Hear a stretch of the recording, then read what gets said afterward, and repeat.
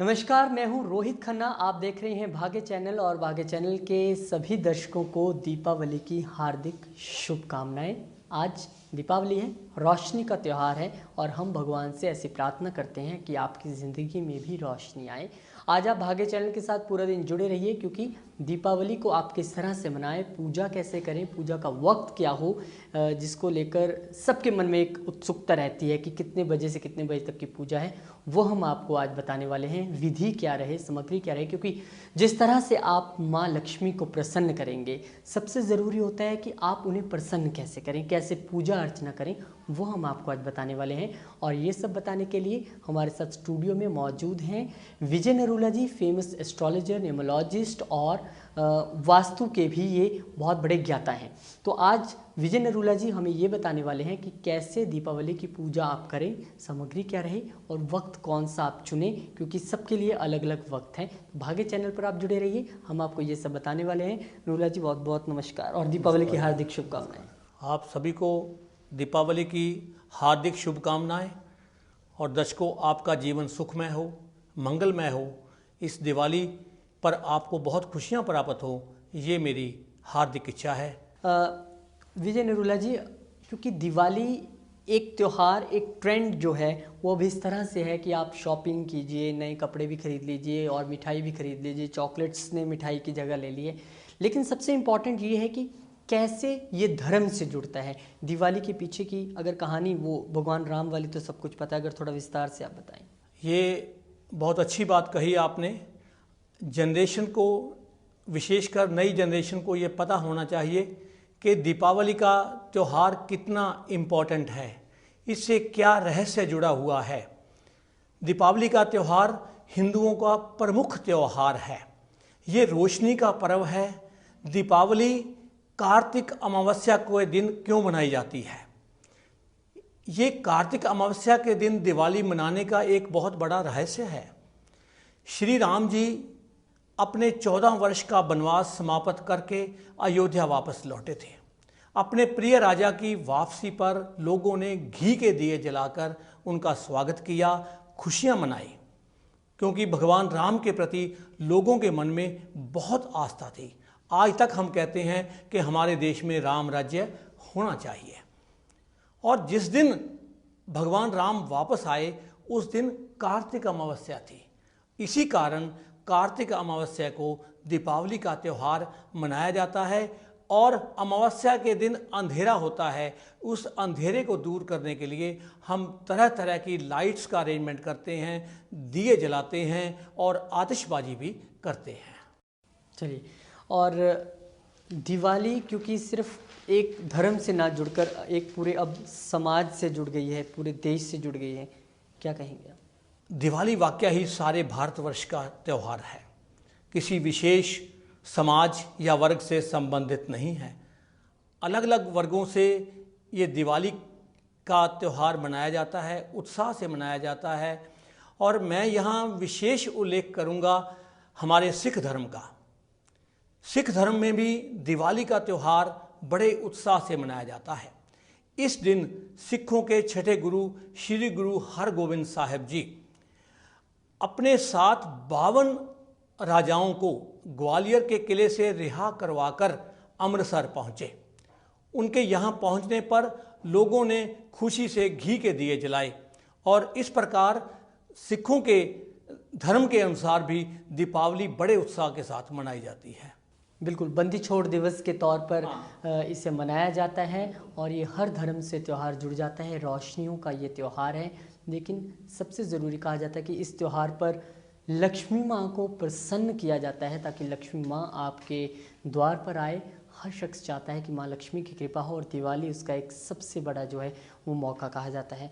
नरूला जी, अगर हम बात करें पूजा की, तो पूजन विधि में सबसे ज़्यादा जो देखा गया कि लक्ष्मी माँ और गणेश जी की पूजा की जाती है, इसके पीछे की क्या कहानी? देखिए, ये दीपावली की रोशनी में, आतिशबाजी में हम ये जानना भूल जाते हैं कि इस दिन लक्ष्मी गणेश जी की पूजा क्यों की जाती है, इसका क्या विधान है, इसका क्या इतिहास है।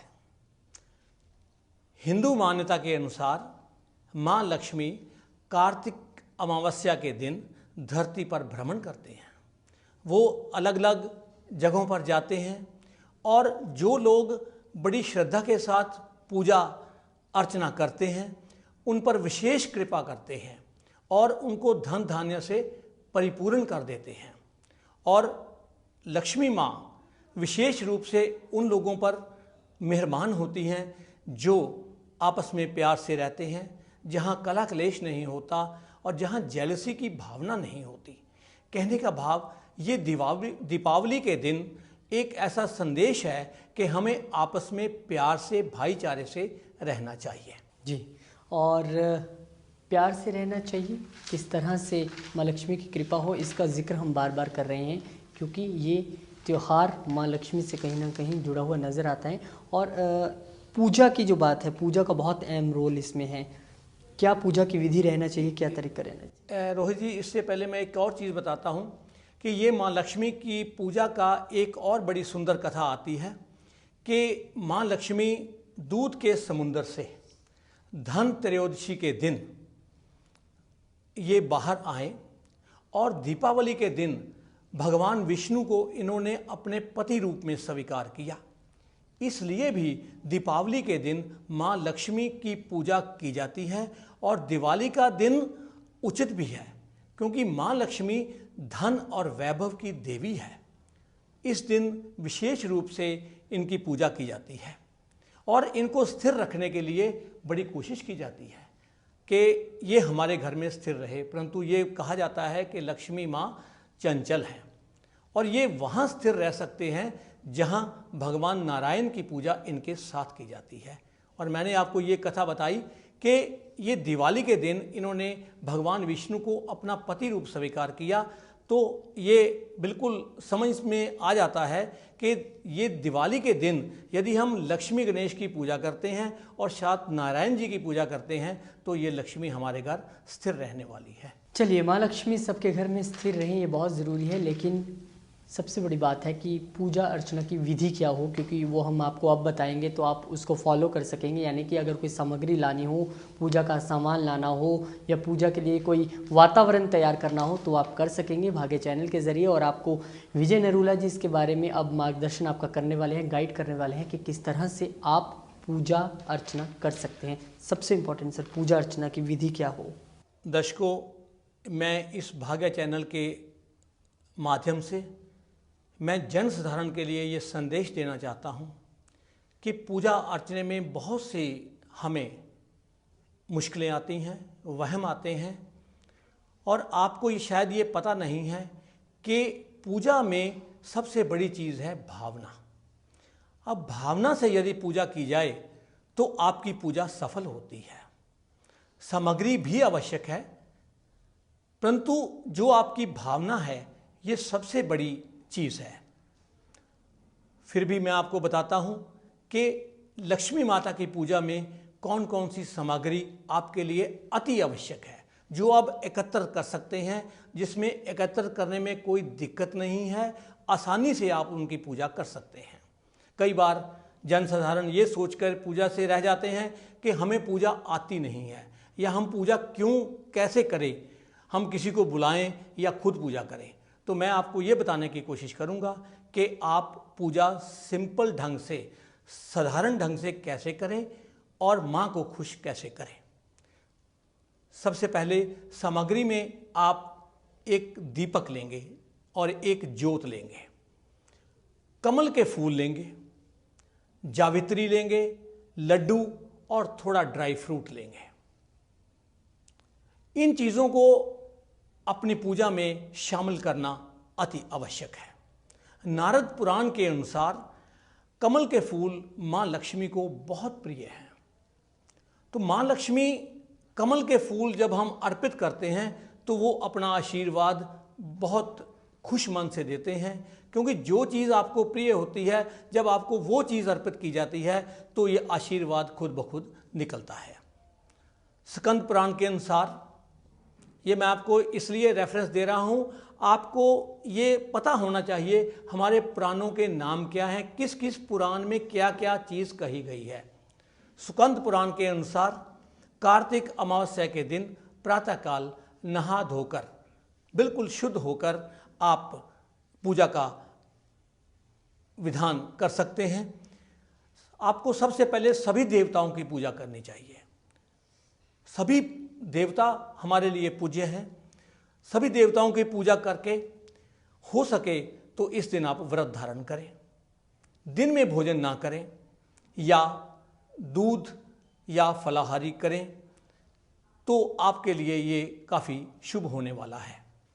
उसके बाद सारा दिन आप लक्ष्मी माँ के विभिन्न नामों का स्मरण कर सकते हैं। फिर जो लक्ष्मी माता की मुख्य पूजा होती है वो सबसे बढ़िया पूजा का समय प्रदोष काल होता है। प्रदोष काल में आपको पूजा करनी चाहिए। वो मैं आपको मुहूर्त बताऊंगा, कौन से मुहूर्त में आपको ये पूजा करनी है। मुहूर्त के बारे में बहुत सी भ्रांतियां हैं, मैं आज सभी भ्रांतियां आपकी दूर करूंगा कि कौन सा मुहूर्त आपके लिए अति शुभ है। पूजा करने के लिए एक थोड़ा ऊंचा प्लेटफॉर्म बनाएं या कोई चौकी लें जो साफ हो, क्योंकि मां के प्रति श्रद्धा व्यक्त करने का ये एक साधन है। अपने से उनको थोड़ा ऊंचा बिठाना चाहिए। उस पर लाल कपड़ा बिछा लें। लाल कपड़ा हिंदू धर्म में हमेशा का ही एक शगुन का रंग गना जाता है, तो लाल कपड़ा उस पर बिछा लें। चौकी आपके दाहिनी तरफ होनी चाहिए और उस पर मां लक्ष्मी और गणेश की नई मूर्तियां स्थापित करनी चाहिए। ध्यान रहे, मां लक्ष्मी के बाईं ओर गणेश जी की मूर्ति स्थापित करनी चाहिए। मां लक्ष्मी माता का दर्जा है और गणेश उनके पुत्र के रूप में विराजमान होते हैं, इसलिए उनको बाईं ओर स्थापित करना अति आवश्यक है। श्री गणेश जी और लक्ष्मी जी के सामने एक देसी घी की जोत और एक सरसों के तेल का दीपक जलाएं और उसके बाद ये आपने पूजा आरंभ करनी चाहिए। इस दिन लोग वही खातों की पूजा भी करते हैं। अपने जितने वही खाते होते हैं उन पर स्वास्तिक का चिन्ह बनाते हैं। गणेश जी का ध्यान करके वो लिखते हैं शुभ लाभ। ऐसा करने से उनको आने वाले साल में बहुत लाभ प्राप्त होता है। चलिए, पूजा की विधि और सामग्री आपने जान ली कि किस तरह से कमल के जो पुष्प हैं, जो फूल हैं, वो माँ को बहुत पसंद है, माँ लक्ष्मी को, वो आपको उन्हें अर्पित करने चाहिए। और उसके अलावा जो सवाल मेरे मन में चल रहा था कि दीपदान के बारे में मैंने सुना है कि दीपदान का बहुत महत्व है और गणेश जी की पूजा का बहुत महत्व है, शुरुआत उसी से करनी चाहिए, उसके बारे में बताइए। बहुत अच्छा प्रश्न आपने किया है। ये लोगों के सब शंका का समाधान करना है हमने इस एपिसोड में। गणेश जी की पूजा का विशेष विधान दीपावली के अवसर पर कहीं आता नहीं है, परंतु यदि हम हिंदू धर्म की तरफ देखें तो गणेश जी की पूजा किसी भी पूजा से पहले करनी आवश्यक है। ये सब विघ्नों के विनाशक हैं। सब विघ्न गणेश जी की पूजा के साथ ही दूर होते हैं। कोई भी अवसर हो, किसी भी तरह की पूजा हो, ये भगवान गणेश को वरदान प्राप्त है कि सबसे पहले आपकी पूजा होगी, फिर दूसरी पूजा संपन्न होगी। इसलिए लक्ष्मी माता की पूजा के से पहले हम गणेश जी की पूजा करते हैं। गणेश पूजा का विधान है जी। और दीपदान की हम बात कर रहे थे, दीपदान का क्या महत्व रहता है दीपावली पे? दीपावली के दिन दीपदान का विशेष महत्व है।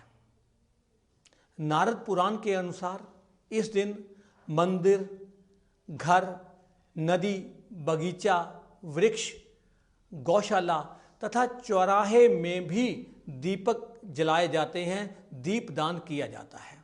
इसका विशेष महत्व है हर जगह दीपदान करने का। अमावस्या की रात को अंधेरा होता है और इस अंधेरे को दूर करने के लिए ये दीपदान का विशेष महत्व हो जाता है। हम देखते हैं कि दिवाली के दिन हर जगह रोशनी ही रोशनी होती है। हमें अमावस्या का आभास ही नहीं होता कि आज अमावस्या की रात है, आज अंधेरी रात है।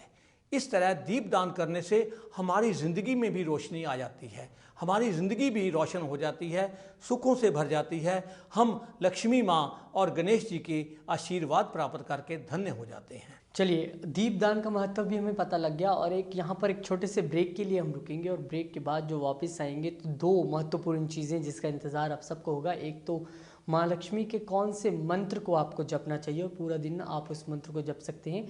उसके अलावा मुहूर्त, पूजा का वक्त, ये सबसे इम्पॉर्टेंट है क्योंकि बहुत कन्फ्यूज़न इसे लेकर सुबह से रहती है कि कहीं ना कहीं वक्त की जो है वो कन्फ्यूज़न रहती है कि कोई 5 बजे कहता है, कोई 7 बजे, कोई 8 बजे, कोई 10 बजे। लेकिन आपको आज पूजा कितने बजे करनी चाहिए ये आपको विजय निरूला जी बताने वाले हैं, एग्जैक्ट मुहूर्त। क्योंकि पूजा का जो महत्व है वो सबके लिए अलग अलग है, तो क्या वक्त भी सबके लिए अलग अलग है। पूजा का मुहूर्त और मंत्र एक छोटे से ब्रेक के बाद आप बने रहिए भाग्य के साथ।